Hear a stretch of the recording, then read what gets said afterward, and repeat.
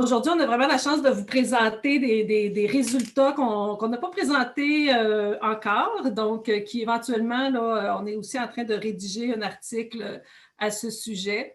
Alors, c'est toute la question de la dénonciation aux instances, bon, ici universitaires, mais vous allez voir que les résultats peuvent très bien s'appliquer au milieu d'enseignement supérieur. On utilise le mot milieu universitaire puisqu'on ça découle en fait des récits de SIMU. Alors, on va vous parler des motifs de non-signalement et de signalement aux universités qui ont été exprimés dans les récits SIMU. Alors, on part avec cette présentation, Issan. Alors, vous voyez, c'est high-tech. Alors, tout d'abord, une mise en contexte. Donc, je voulais un peu mentionner les résultats qu'on vous présente aujourd'hui viennent de SIMU, qui était, qui est toujours l'enquête sur la sexualité, sécurité et interaction en milieu universitaire qui a été menée en 2016, dont l'objectif était d'établir vraiment un portrait des violences sexuelles en milieu universitaire. Je rappellerai qu'il y avait 6 universités, 12 chercheurs, le regroupement québécois des CALAX et le service aux collectivités qui est impliqué dans ce projet-là. Et plus de 9000 personnes avaient répondu au questionnaire. Et de ces plus de 9000 personnes, on avait plus de 2000 récits de personnes victimes qui nous avaient décrit les événements. Alors, c'est un corpus qui est énorme. Alors, vous voyez, on est encore 5 ans après en train de travailler avec ces récits-là pour aller chercher de l'information, pour nous aider à comprendre ou éclairer différents enjeux, différents angles de la problématique. Et voilà, donc notre travail actuellement découle encore de ces récits-là qui sont très nombreux.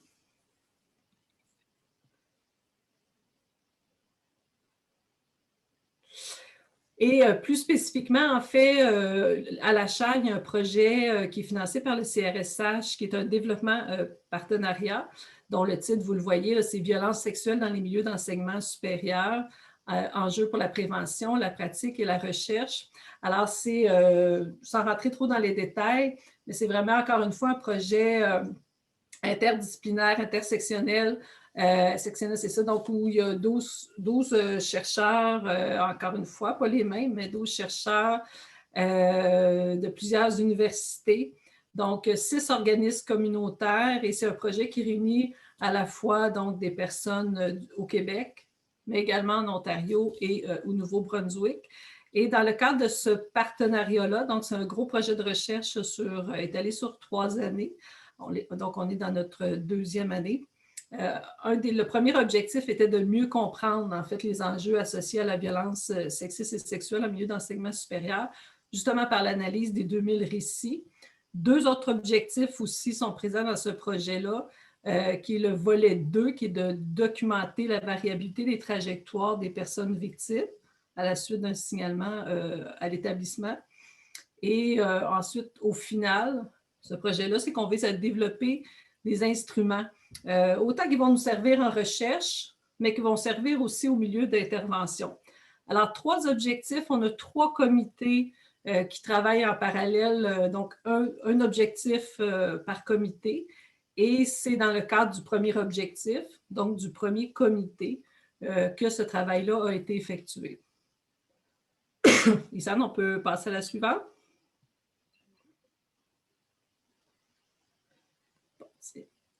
Alors, c'est important pour nous d'indiquer que ce qu'on présente, moi et Issan, aujourd'hui, découle du travail de ces personnes-là qui participent au premier comité dans ce cadre-là. Et donc, l'objectif, c'est vraiment d'extraire le maximum, en fait, de compréhension à partir des récits. Et ce qu'on a fait, donc, on a analysé les récits et on a été capable aussi de croiser, avec certaines limites quand même, mais de croiser les récits avec certaines variables ou certaines données sociodémographiques que l'on avait déjà dans le questionnaire. Donc, de croiser pour essayer de mieux comprendre qui dénonce plus et dans quel contexte et quels enjeux peuvent être soulevés. Donc, voilà. Alors, on va passer à la prochaine. Donc, je vais pouvoir poursuivre avec la description des récits. Donc tout d'abord, la question qui avait été posée aux participants de l'enquête ESIMU, c'est la question suivante. Donc au début du questionnaire, vous avez répondu avoir vécu au moins un événement de harcèlement ou de violence sexuelle en contexte universitaire. Cette section vous permet de témoigner de cet événement avec une plus grande précision. Votre récit nous aidera à mieux comprendre les gestes, le contexte, le lieu et tout autre élément que vous jugez pertinent de nous transmettre. Pouvez-vous nous décrire une des situations vécues en contexte universitaire dont vous avez fait l'objet, une situation survenue une seule fois ou une situation qui s'est répétée dans le temps? Donc, comme vous pouvez le constater, on n'a pas demandé directement aux participants de nous parler d'une expérience où il et elle auraient dénoncé ou pas dénoncé. Et c'est à partir en fait des réponses à cette question en particulier qu'on a procédé à la sélection des récits. Donc, comme Manon le disait, au début, il y avait plus de 2000 récits en réponse à cette question qui a été posée. Et en fait, les récits pouvaient tenir en quelques lignes ou parfois plusieurs pages. À partir de ces 2000 récits, 230 récits en fait ont été extraits. Et c'est des récits qui mentionnent la dénonciation ou le signalement. Donc, par exemple, des récits qui contenaient des phrases comme j'ai dénoncé, j'ai signalé ou bien je n'ai pas signalé parce que. Et ensuite, à partir de ces 230 récits, 33 ont été exclus pour différentes raisons, soit parce qu'ils étaient trop courts ou bien parce qu'ils rapportaient un signalement à l'extérieur de l'université. Donc, par exemple, j'ai dénoncé à la police. Et donc, ça nous amène à avoir en fait un corpus de 197 récits qui mentionnent la dénonciation et la non-dénonciation.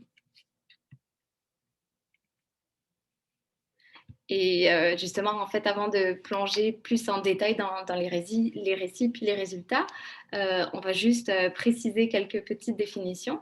Donc, et la distinction en fait qu'on fait entre dévoilement, signalement et dénonciation. Donc, on entend par dévoilement le fait de révéler ou confier l'événement de violence sexuelle à une personne, donc par exemple une personne de l'entourage personnel. Quant à signalement ou dénonciation, on fait référence au fait de communiquer l'événement de violence sexuelle à une instance ou à une ressource de l'université. Donc là, c'est par exemple des instances universitaires spécialisées, les ressources humaines, les associations étudiantes, le ou la supérieur hiérarchique. Et en fait, ça ne se limite pas au dépôt d'une plainte officielle. Donc, sur les 197 récits qui constituent notre échantillon, 109 récits, donc 55%, font état d'un signalement, alors que 88 récits, en fait 45%, mentionnent le non-signalement. Et donc ça, c'est déjà un premier contraste en fait avec les résultats du questionnaire, où 90% des personnes n'ont pas dénoncé l'événement de violence sexuelle qu'elles ont vécu en milieu d'enseignement supérieur. On a croisé les récits avec les réponses aux questions sociodémographiques du questionnaire. Donc, concernant l'âge et le statut universitaire, les répartitions sont quand même assez équivalentes, même si on note un plus grand nombre en fait, d'étudiants et d'étudiantes qui représentent 50% de l'échantillon. Et pour les personnes aussi de moins de 35 ans qui représentent 55% de l'échantillon. Par contre, pour l'identité de genre, l'échantillon est constitué d'une majorité de femmes. En fait, on a aussi en fait, réalisé quelques analyses pour voir s'il y avait des différences entre les différents groupes sociodémographiques et le signalement. Et pour répondre à la question, est-ce qu'il y a des groupes qui signalent plus ou est-ce qu'il y a des groupes qui dénoncent moins? Et effectivement, on a trouvé des différences. La première, c'est que les étudiants et les étudiantes de premier cycle dénoncent significativement moins comparé aux personnes qui ont un autre statut universitaire. Donc, par exemple, les professeurs ou chargés de cours, les employés de tous les groupes, mais aussi les étudiants des cycles supérieurs.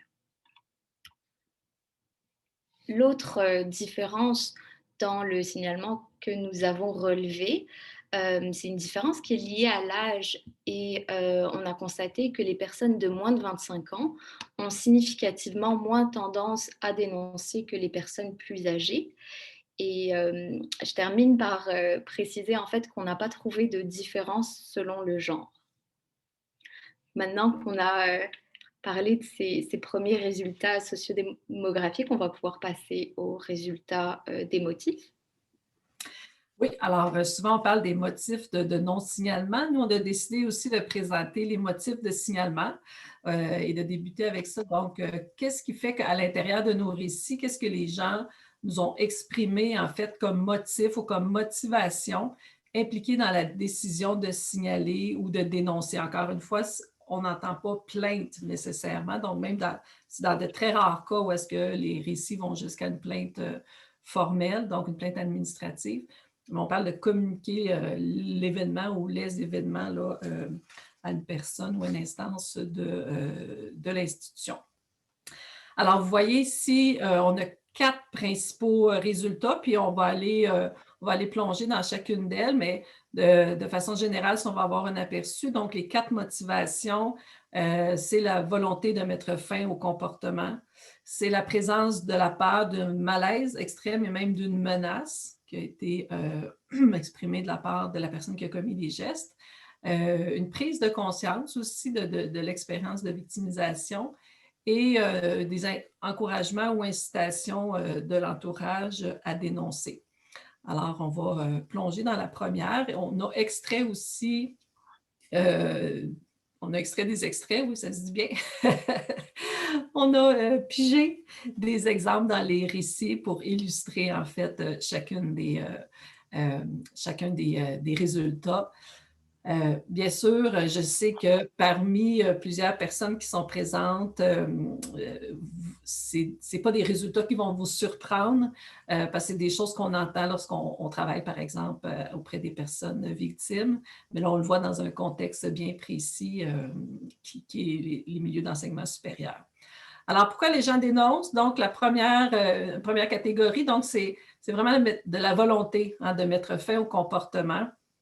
Des phrases typiques comme je craignais les jugements, les représailles, les rumeurs de la part des personnes de l'université. Donc, 2 extraits. Donc, les courriels ont duré plusieurs mois. J'ai dénoncé le tout afin que la situation puisse arrêter. Avant que cela dégénère, je me suis adressée seule au service du personnel et j'ai demandé qu'ils interviennent afin que cela cesse. Je n'ai pas déposé de plainte officielle, je voulais juste que ça arrête. Alors, il y a cette motivation-là qui transparaît dans les résultats. Donc, la deuxième catégorie, c'est lorsque la personne donc, qui fait l'objet des comportements de violence sexuelle ressent de la peur ou vit un malaise extrême ou même reçoit des menaces de la part de la personne qui commet les gestes. Donc, une phrase typique là, qui s'était rendue insupportable. Donc, la personne, on voit bien que là, ça s'est inscrit dans le temps, que ce n'est pas des faits isolés, qu'à un moment donné, ça prend une ampleur ou une intensité où la personne vraiment décide là, de dénoncer. Donc, il y avait une menace latente dans son comportement. J'ai fini par appeler le service de la prévention et de la sécurité. J'en ai parlé initialement à des amis, puis j'ai dû en discuter avec mon directeur de recherche et finalement le directeur de mon département afin de continuer à travailler puisque c'était rendu à la fois insupportable, excessivement anxiogène et carrément dangereux.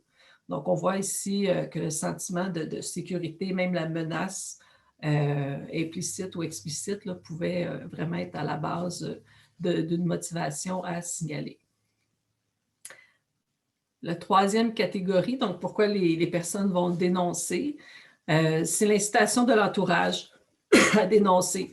Donc, la phrase typique, mes amis m'ont conseillé de rapporter la situation. Alors, 2 exemples encore ici. Donc, suivant les conseils d'amis, j'ai contacté l'intervenante en relation d'aide de telle université.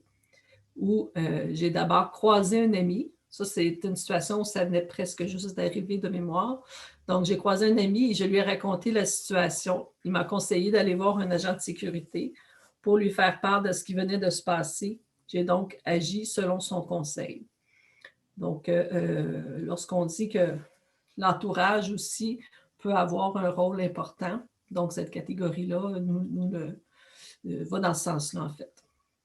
Et la dernière catégorie, pour ce qui est des motivations pour lesquelles les gens peuvent dénoncer à l'institution, c'est la prise de conscience de l'expérience de victimisation. Donc, une fois que la personne réalise, en fait, ou prend conscience ou nomme, met le mot violence sexuelle sur l'événement ou la situation qu'elle a vécue, devient un peu le tremplin, en fait, là, ou devient déterminant pour dénoncer. Donc, le fait de reconnaître, d'identifier, d'apposer vraiment le caractère violence sexiste ou sexuelle, en fait. Alors ici, l'exemple qu'on a, c'est celui-ci. Donc, j'ai éclaté suite à une conférence donnée dans le cadre du mouvement Agression non dénoncée. J'ai compris que je partageais un point commun avec ces autres personnes.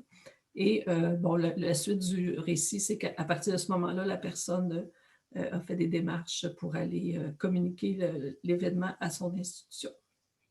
Alors voilà, ça clôt les 4 catégories qui, à partir, il pourrait en avoir d'autres bien sûr, mais nous, c'est vraiment à partir des récits, des propos des gens. C'est des propos spontanés, là, Issane vous l'a bien dit, qu'on n'a pas demandé à la personne explicitement, dis-nous pourquoi. Mais à travers les récits, c'est les raisons qui ont émergé. Alors, Issane va vous parler de l'autre côté. Donc, pour ce qui est des motifs de non-signalement, on retrouve 4 motifs. Donc ça, c'est la vue d'ensemble. Donc le premier motif, c'est différentes craintes de répercussions négatives. Le deuxième motif qui fait en fait en sorte qu'une personne ne signale pas, c'est le recours à des stratégies de défense et des modes de protection. Le troisième motif de non-signalement, c'est la croyance que les gestes ne sont pas suffisamment graves pour être signalés. Et le quatrième motif, c'est la perception négative de la réponse institutionnelle. Donc là, je vais plonger dans chacun des motifs. Il y a plusieurs en fait sous-catégories de motifs. Et la première en fait catégorie, donc les craintes de répercussions négatives, on commence par des craintes de réaction sociale négative. Une phrase typique pour représenter cette catégorie-là, c'est « Je craignais les jugements, les représailles, les rumeurs de la part des personnes de l'université ». Voici un premier extrait. « J'ai vécu cette épreuve dans la plus grande intimité, avec la complicité de mon conjoint, que je tenais au courant de ce qui se passait, et avec l'appui de ma famille et de mes meilleurs amis. Je n'ai pas voulu parler de la situation à personne à l'université, collègues, étudiants ou professeurs ou autres, car je craignais les jugements, les représailles, les rumeurs. » Pour la deuxième crainte, en fait, qui représente ce motif de ne pas signaler l'événement ou les événements de violence sexuelle, c'est des craintes pour sa situation professionnelle actuelle ou pour son avenir professionnel. Donc, par exemple, je n'osais pas en parler de peur de perdre mon emploi. Et l'extrait suivant est assez représentatif, en fait, de cette sous-catégorie. Je ne l'ai pas dénoncé car il est mon supérieur et l'un des évaluateurs pour mon poste. Je suis contractuelle et renouvelable aux 6 mois à 1 an. Même si je crois qu'il ne le fera pas, il pourrait donner une évaluation très négative et je mettrai mon emploi en péril. La troisième crainte, c'est celle pour son parcours académique. Donc, j'avais peur pour le déroulement de ma session ou bien qu'il se débarrasse de ma candidature au doctorat. Donc, par exemple, pourquoi je n'ai rien dit? Parce qu'on était en fin de session, que j'étais débordée par mes travaux, que je ne voulais pas risquer de couler son cours.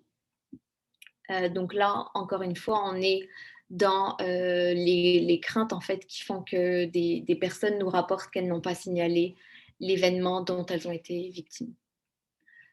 La quatrième forme de crainte, en fait, c'est des inquiétudes de répercussions possibles pour l'individu responsable des gestes. Donc, c'est l'idée qu'on ne voulait pas nuire à l'individu.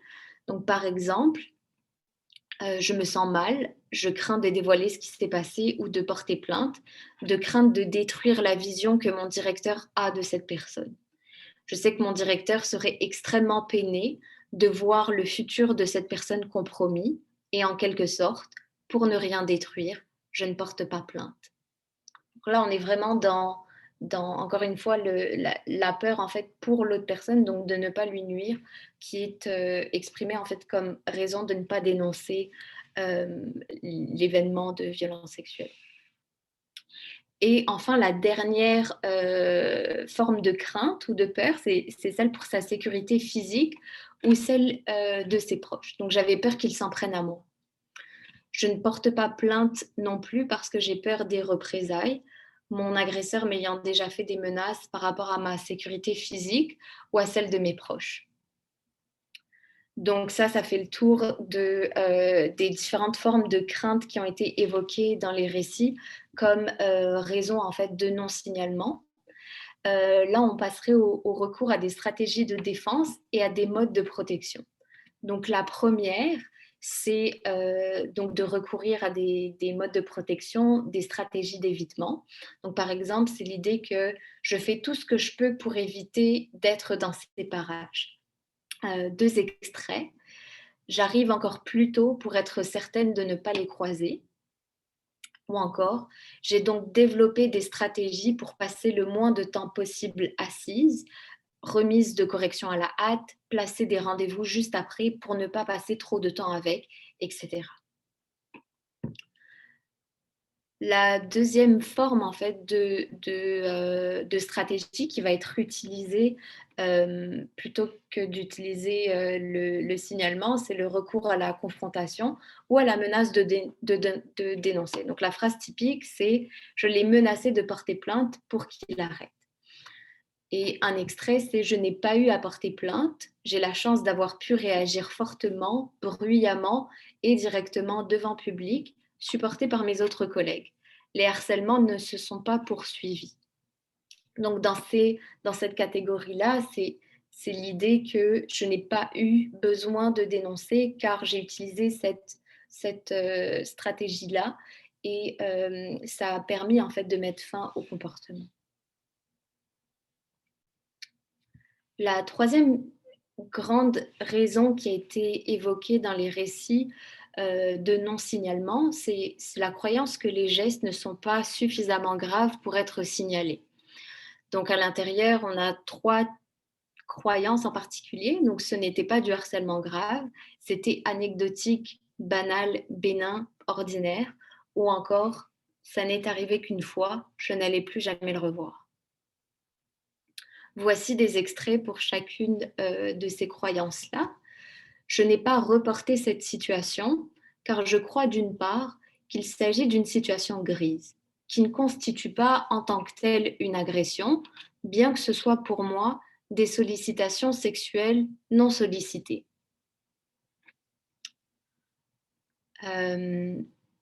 Pour la deuxième catégorie à l'intérieur, c'était anecdotique, banal, bénin, ordinaire. 2 extraits pour en fait illustrer cette catégorie-là. Pour ma part, j'ai catégorisé et interprété l'événement dans la catégorie vieux mononxou et fatigant, d'où l'absence de dénonciation. Quand j'en ai parlé avec d'autres de mes amis, profs et femmes, nous avons ri du comportement de cette personne. Je n'ai pas dénoncé car je trouve que c'est un événement mineur qui m'a toutefois fait réfléchir. Lorsque j'en ai brièvement parlé à une de mes amies, cela a aussi été perçu comme un événement anodin. Donc on voit vraiment que ce qui ressort dans ces récits-là, c'est que non seulement la personne en fait le catégorise de cette façon-là, mais qu'en plus les personnes à qui elle en a parlé en particulier semblent avoir un point de vue qui est similaire, qu'en fait c'est anecdotique, banal et ordinaire. La troisième croyance, en fait, dans les croyances que ce n'était pas suffisamment grave pour être dénoncé, c'est l'idée que ça n'est arrivé qu'une fois. Et en voici un exemple. Comme l'atmosphère dans l'équipe était déjà tendue, à mon sens, et que je reprenais souvent cet homme pour ses mauvaises décisions ou pour le travail qu'il n'avait pas fait, je n'ai pas jugé qu'il était bon que j'adresse cette situation. J'avais plutôt l'impression que cela n'aurait fait qu'empirer le climat de collaboration dans l'équipe. Je savais que je n'allais absolument pas reparler à cet homme après ce travail d'équipe. Donc j'ai simplement enduré le temps que la situation se résorbe. Et donc, ça nous clôt en fait les croyances.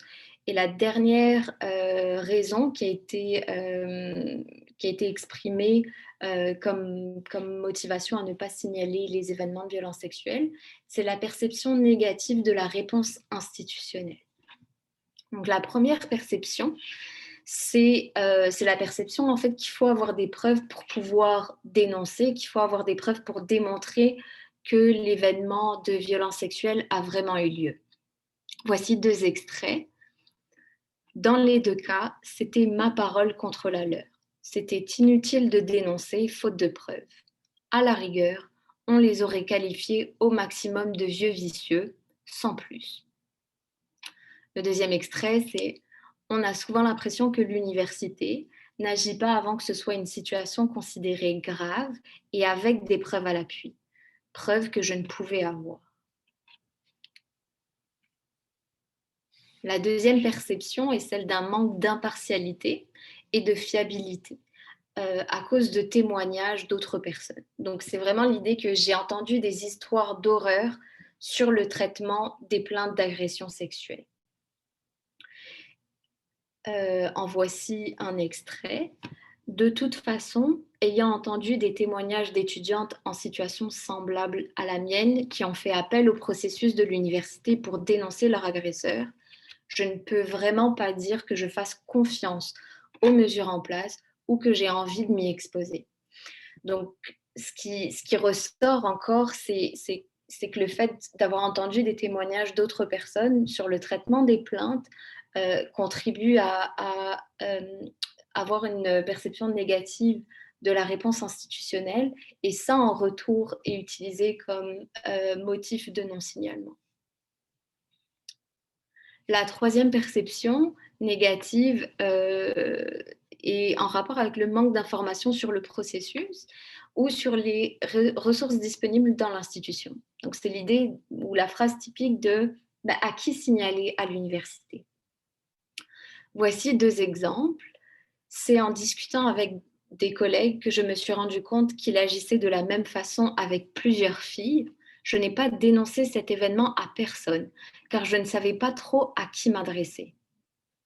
Le deuxième exemple, c'est maintenant je guéris ce traumatisme petit à petit sans savoir à qui en parler pour le dénoncer.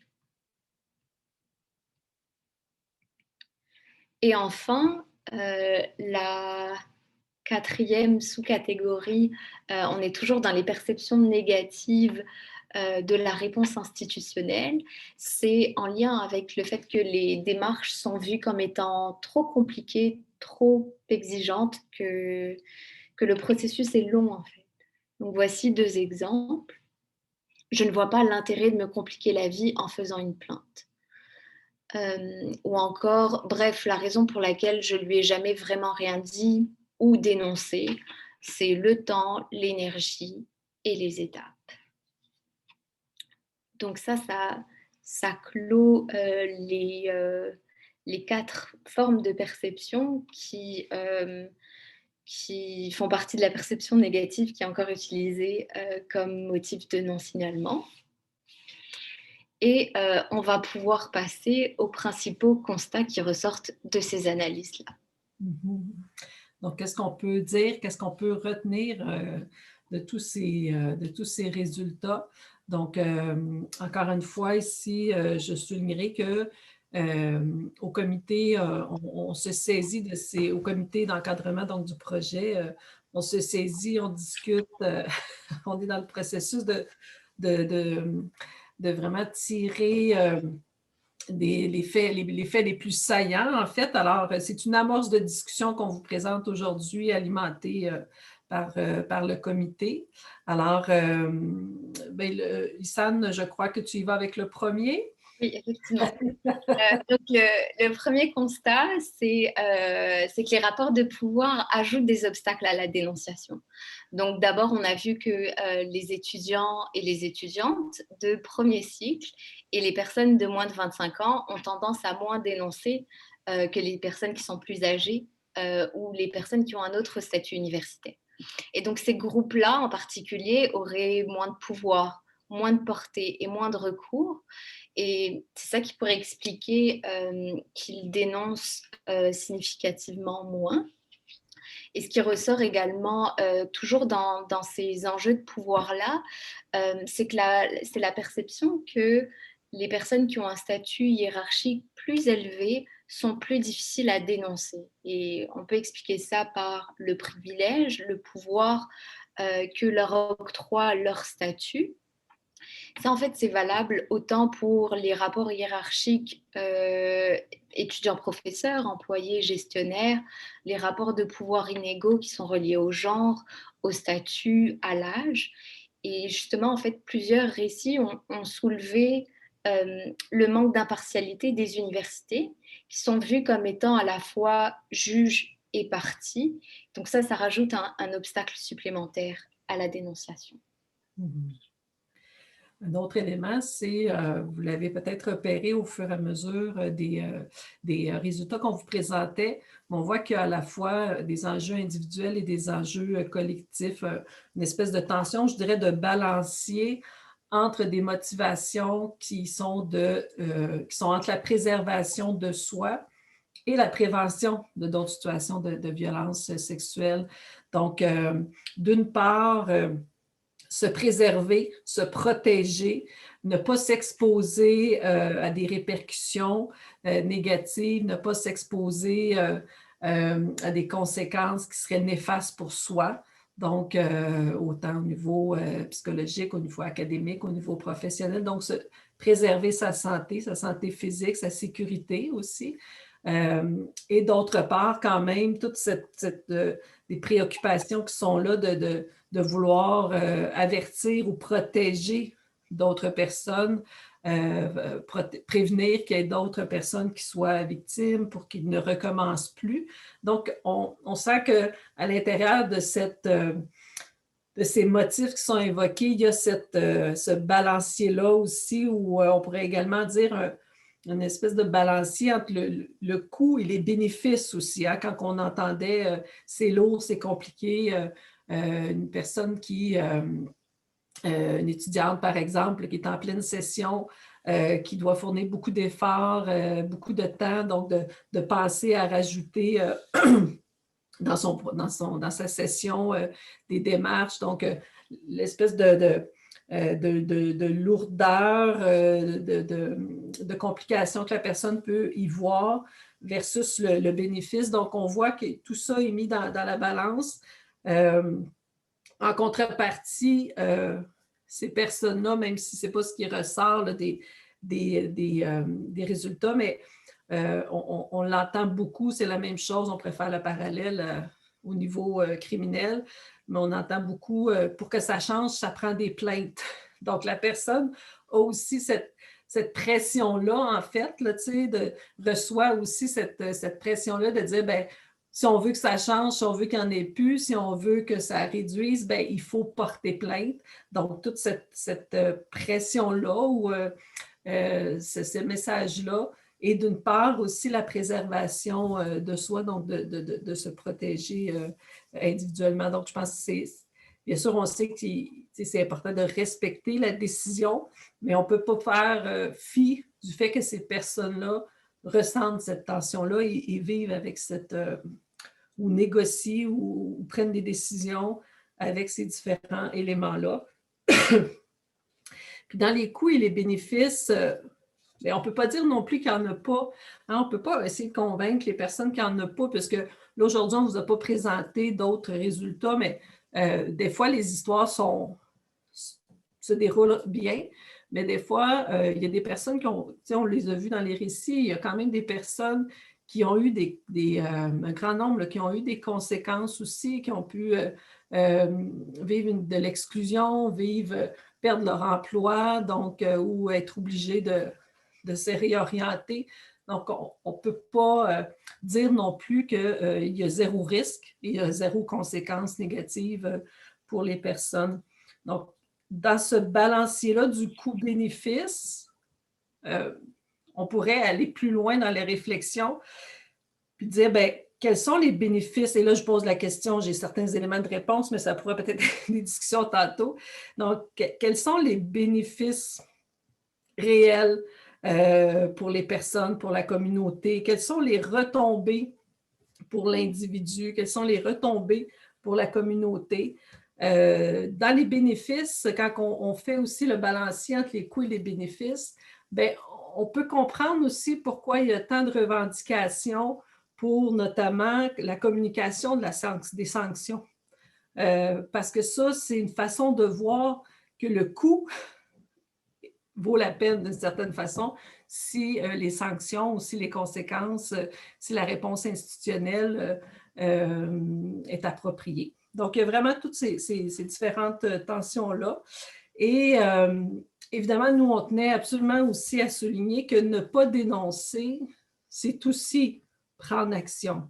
Donc, je pense que c'est une des voies là, de dénoncer, mais c'est important de ne pas valoriser à outrance, en fait, la dénonciation au profit de la sécurité de la personne, que ce soit de la sécurité physique, émotive, académique, etc., etc. Donc, il n'y a pas... c'est important de ne pas faire porter, en fait, la responsabilité de la dénonciation, de la responsabilité de l'ensemble de la prévention des violences sexuelles sur les épaules, en fait, des personnes qui le vivent. Au contraire, je pense qu'il faut regarder ça en disant peut-être, bien, quelles sont les pratiques, quelles sont les nouvelles pratiques que les cégeps, que les universités peuvent développer pour à la fois, en fait, réduire les coûts pour les personnes qui vont dénoncer et augmenter les bénéfices ou préserver aussi les personnes qui vont dénoncer. Donc, quelles sont les nouvelles pratiques? Quelles sont les nouvelles voies? Qu'est-ce qu'on n'a pas fait peut-être jusqu'à maintenant qu'on pourrait établir, qu'on pourrait faire pour justement là, mieux balancer, en fait, cette tension-là? À toi, Issa. L'autre constat aussi concerne le processus de normalisation des violences sexuelles. Et en fait, c'est l'influence de la culture du viol aussi lorsque certains récits expriment la croyance que les gestes ne sont pas suffisamment graves pour être signalés. Et on voit encore ce processus de normalisation des violences sexuelles à travers des phrases comme « c'était pas du harcèlement grave », c'était banal, c'était anodin, c'était ordinaire. Et cette banalisation nourrit la culture du viol et elle rend plus difficile la reconnaissance des violences sexistes et sexuelles. Et donc après, en retour, en fait, leur signalement. Ce qui nous amène aussi aux limites et aux contributions de ces analyses-là. Mm-hmm. Bien sûr, il faut remettre en perspective que l'enquête SIMU a eu lieu en 2016. Donc, depuis 2016, on a l'impression des fois ça fait 10 ans. Mais en fait, peut-être il y a eu quand même là, les guichets uniques ou les bureaux, en tout cas, de prévention contre le harcèlement et la violence à caractère sexuel à travers les cégeps et les universités. Donc, il y a eu mise en place de l'ensemble des services, en fait. Donc, il y a une différence dans le temps, une différence temporelle. Les résultats aujourd'hui auraient pu être un peu différents. Par contre, lorsqu'on se retourne vers la littérature, d'autres recherches, on s'aperçoit quand même que si on regarde aux États-Unis, si on regarde à travers le Canada, quand même, là, les motifs de non-signalement demeurent assez stables. Donc, il y a là quand même des constats à se saisir pour voir comment faire différemment, en fait. Il y a aussi des barrières systématiques qui sont plus présentes pour certains groupes. Et ça, on n'a pas pu le capter, en fait, à l'aide de nos récits, mais c'est pas parce qu'il n'y en a pas. Donc, c'est juste que ça, c'est une limite. Et c'est pourquoi il faut poursuivre aussi la recherche pour aller davantage documenter ces barrières-là qui sont double et triplement plus importantes et plus présentes là, pour certains groupes. Donc, voilà. Et malgré ces limites, on a quand même plusieurs implications et contributions en fait de ces analyses-là. D'abord pour les messages de sensibilisation et pour les services d'accompagnement, c'est vraiment très très très important de rendre l'information disponible. Euh, oui, on l'a vu, ces données ont été collectées en 2016, mais je pense que c'est une précision qui est quand même valable aujourd'hui en 2021. C'est important aussi de clarifier les messages pour adresser les perceptions des personnes victimes.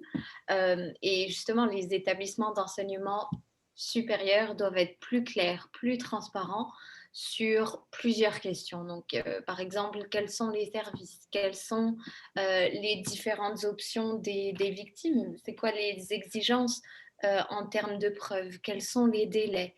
Quels sont les accommodements offerts? Et donc, clarifier en fait ces messages-là, apporter plus de transparence va pouvoir permettre aussi aux personnes de pouvoir prendre des décisions qui sont plus éclairées et d'adresser aussi les perceptions négatives de la réponse institutionnelle.